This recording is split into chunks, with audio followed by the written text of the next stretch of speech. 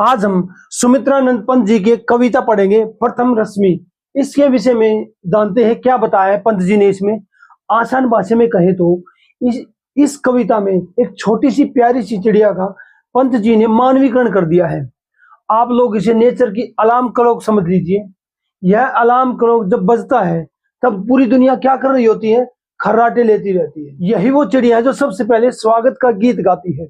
लेकिन सवाल यह उठता है कि यह अलार्म बजता है तब उससे ठीक पहले दुनिया की हालत क्या होती है। इस कविता में एक शब्द प्रयोग हुआ है, स्तब्ध, जिसका मतलब है पूरी तरह सुन होना। उसके चलिए इस कविता के विषय में जानते हैं क्या है। और सबसे पहले हम कविता का परिचय देखते हैं, क्या बताया इसमें। देखिए, इस कविता का प्रकाशन 1919 में हुआ था। इसका संकलन कब हुआ था? देखो, वीणा काव्य संग्रह में 1927 में इस कविता का संकलन कर दिया गया, उसमें जोड़ दी गई। इसका मुख्य विषय क्या है? प्रकृति में बदलाव और नव चेतना का संदेश देना। इस प्रथम रश्मि कविता के दोहरे अर्थ है। पहला अर्थ है, देखिए, प्रकृति का जागरण, जड़ चेतना का एकाग्र टूटना और सुबह का आना। दूसरी तरफ इसका अर्थ है युवा वर्ग में नव चेतना भरना, जो 1919 के समय बाहर मंडराते खतरे के प्रति युवाओं को जागृत करना है। चलिए अब समझते हैं इसको, आगे शुरू करते हैं इसको। प्रथम रश्मि का आना रंगनी, तूने कैसे पहचाना, कहाँ है बाल विहंगनी, पाया तूने वह गाना। सोई थी तू सुपन नीड़ में, पंखों के सुख में छिपकर, उग रहे थे घुम द्वार पर प्रहरी से जुगनू नाना। शशि किरणों से उतर उतर कर भू पर काम रूप नभचर, चुम नवल कलियों का मृदु मुख सिखा रहे थे मुस्काना। देखो, इस पंक्तियों में पंत जी क्या कहना चाहते हैं उसको समझते हैं। प्रथम रश्मि का आना रंगनी, एक यहाँ पे पंत जी आश्चर्यचकित होकर, एक जिज्ञासु बनकर उस बाल विहंगनी एक चिड़िया से पूछ रहे हैं, तुझे कैसे पता चला कि सूर्य आने वाला। कवि का आश्चर्य है कि चिड़िया को सूरज के आने का पूर्वाभास कैसे हो जाता है, जबकि अपने घोंसले में वह तो सो रही थी। सोई थी सुपन नीड़ में, पंखों के सुख में छिपकर, अपने घोंसले में पंखों में छिपकर मीठे सपने में खोई हुई थी। और ऊँग रहे थे घूम द्वार पर प्रहरी से जुगनू जाना, मतलब उसके घोंसले के बाहर द्वार पर जुगनू घूम रहे थे। जिस प्रकार हमारी बिल्डिंग के सामने गार्ड रात को टॉर्च लेके घूमता है, छोटी सी टॉर्च, उस तरह जुगनू यहाँ पे घूम रहे थे। तो उसको कैसे पता चला कि सूरज आने वाला है? आगे देखो, शशि किरणों से उतर उतर कर भू पर काम रूप नभचर, चूम नवल कलियों का मृदु मुख सिखा रहे थे मुस्काना। शशि किरणों से उतर कर, देखो शशि किरण मतलब चंद्रमा की किरणों से मायावी देवता जमीन पर उतर कर नई कलियां खिलने वाली है, उनको ओस की बूंदों के द्वारा चूम चूम कर मुस्काना सिखा रहे थे। चलिए आगे देखते हैं और क्या है। स्नेहीन तारों के दीपक श्वास शून्य थे त्रु के पात, विचर रहे थे सोपन अवनी में, तमने था मंडप ताना। कूक उठी सहसा त्रुवासनी, गा तू स्वागत का गाना, किसने तुमको अंतर्यामिनी बतलाया उसका आना। निकल सृष्टि के अंधगर्भ से छाया तन बहु छायाहीन, कर रच रहे थे खल निश्चर, चला कुक टोना माना। देखिए, अब यहाँ पे कवि क्या कहना चाहते हैं, सूर्योदय से पहले का जो वातावरण है वो शांत है, बिल्कुल हवा बंद हो चुकी है, तारे भी बुझ रहे हैं। जब सूर्य निकलने वाला होता है तारों की रोशनी भी कम हो जाती है, उसके बारे में बताया है। ऐसे अंधकार और निशाचरों के जादू टोने के बीच चिड़िया कैसे गा उठती है। जादू टोने का मतलब यहाँ पे क्या है, देखो, जब रात्रि का जो आखिरी पहर होता है तो उस समय जो कुशर है, ये बताया ना, चक्कर रच रहे थे खल निश्चर, यहाँ पे उसके विषय में बताया है। जो रात्रि का आखिरी पहर होता है उस समय निश्चर मतलब राक्षस आखिरी पहर में कुछ कुचक्कर कुछ रच रहे थे। उस प्रकृति शांत थी, पत्ते शांत थे, हवा भी बंद थी और तारों की रोशनी मंद, सभी गहरी नींद में थे। उस समय सभी जीव गहरी नींद में थे, सुन पड़े थे एक तरह से। आश्चर्य है कि अंतर्यामिनी, ये अंतर्यामिनी का मतलब है ये दूर की देखने वाली, भविष्य की देखने वाली, तुझे किसने जगाया है? तू भी तो सो रही थी अपने घोंसले में। अंधकार का प्रभाव यहाँ गया। निशाचर लोग जादू टोना करते हैं, उसके विषय में बताया। जादू टोने की क्रिया को भी भंग कर दिया है, ये बताया है। चलो आगे देखते हैं और क्या है। छिप रही थी मुख शशि बाला, शशि के श्रम से ही श्रीहीन, कमल करोड़ में बंदी था अली, कोक शोक से दीवाना। मूर्छित थी इंद्रियां, स्तंभ जग जड़ चेतन सब एकाकार, शून्य विषव के उर में केवल सांसों का आना जाना। तूने ही पहले बहुदर्शनी गाया जागृति का गाना, श्री सुख सौरभ का नभ चरणी, गूथ दिया ताना बाना। यहाँ पे पंत जी दोहरा अर्थ भी निकाल रहे हैं, उसको समझते हैं। देखो विशेष अर्थ क्या बताया उन्होंने, कवि युवा वर्ग को भारत पर आने वाले खतरे से अवगत कराते हुए जागने को कह रहे हैं। देखो अब इसकी व्याख्या समझते हैं। हमें छिप रही थी मुख शशि बाला। देखो यहाँ पे जब सूरज निकलने वाला होता है, जो चंद्रमा है उसकी भी जो शशि बाला मतलब उसकी जो रोशनी बंद होने लग जाती है, उसके बारे में बताया है।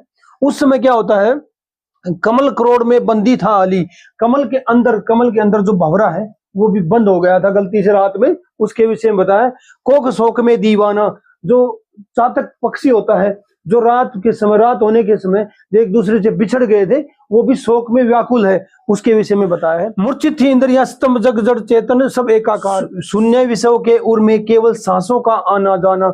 उस समय पूरे जग में क्या था, सिर्फ सांसों का आना जाना चल रहा था, किसी भी चीज की आवाज नहीं आ रही थी। उस समय ये चिड़िया कूक गई, मतलब गाना गा रही है सबको उठाने के लिए।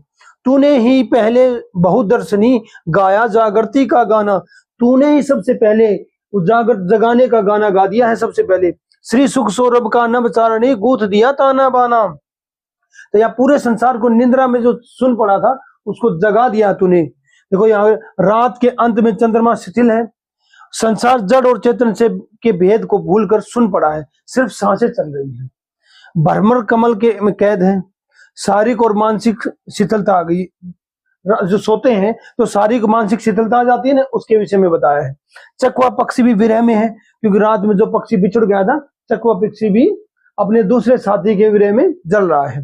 पूरा संसार निंद्रा में सुन है और जड़ के समान है। चलिए आगे देखते और क्या बताया है। निराकार तय मानो सहसा ज्योति पुंज में हो साकार, बदल गया द्रुत जगत जाल में धर का नाम रूप नाना। सिहर उठे पुलकित हो द्रुम दल सुप्त, सिमिरण हुआ अधीर, झलका हास कुसुम अंधरों पर हिल मोती सा का दाना। खुले पलक जैसे स्वर्ण छवि जगी सुरभि डोले मधुबाल, स्पंदन कंपन ओ नवजीवन सीखा जग ने अपनाना।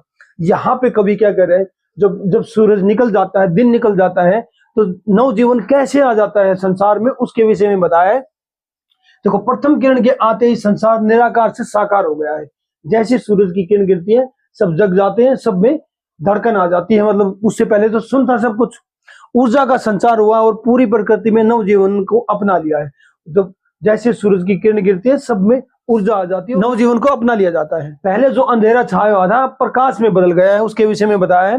वृक्षों के पत्ते रोमांचित सोई हवा में गति। देखो जो वृक्षों के पत्ते हैं वे भी रोमांचित होकर हिलने लगे, क्योंकि जो हवा है वो थोड़ी थोड़ी चलने लगी, गतिमान हो गई है।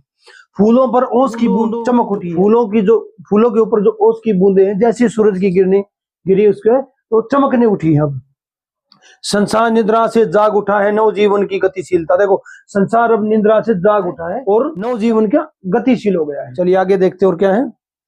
और देखो प्रकृति का जागरण एक श्रृंखलाबद्ध प्रतिक्रिया देखते हैं। सूर्य की किरण का आगमन होता क्या होता है, निराकार से साकार, मतलब अंधेरे से उजाले की तरफ जाते हैं। अब देखो वृक्ष रोमांचित होते हैं, पहले तो वृक्षों के पत्ते शांत होते हैं, जैसे सूरज निकलने वाला होता है थोड़ी थोड़ी हवा भी चलती है, तो क्या होता है उनमें दुर्म दल में सिरहन और चेतना, उनमें चेतना आ जाती है, जग जाते हैं वो। सुप्त हवा अधीर, यहाँ पे शांत हवा में गति और संपंदन हो जाता है, धड़कन आ जाती है। फूलों पर ओस, मोती के दाने सी चमक खूबसूरती में वृद्धि हो जाती है। जब फूलों पर ओस की बूंदे गिरी होती है तो वे कैसे लगती हैं, मोती के दानों के समान लगती हैं, और उनकी खूबसूरती और चमक बढ़ जाती है। संसार जाग उठा, यहाँ पे नवजीवन और ऊर्जा का संचार हो जाता है। चलिए आगे देखते हो। प्रथम रश्मि का प्रभाव क्या होता है। देखो पूर्व और पश्चात, सूर्योदय से पूर्व का कैसा दृश्य है और सूर्योदय के बाद का कैसा दृश्य है, उसके विषय में देखते हैं। देखो वातावरण कैसा था पहले, सूर्योदय से पूर्व कैसे निद्रा थी और अंधकार छाया हुआ था, उसमें विषव स्तंभ था, एकदम जमा हुआ था, मतलब सांसों में केवल सांसों का आना जाना था, शून्य अवकाश था, कुछ भी हलचल नहीं थी। और जैसे प्रथम किरण होती है तो नवजीवन में क्या हो जाता है, स्पंदन कंपन और नवजीवन की गतिशीलता आ जाती है। स्पंदन उसमें धड़कन आ जाती है और कंपन आ जाता है और नवजीवन में गतिशील हो जाता है, उसके विषय में आगे देखते हैं।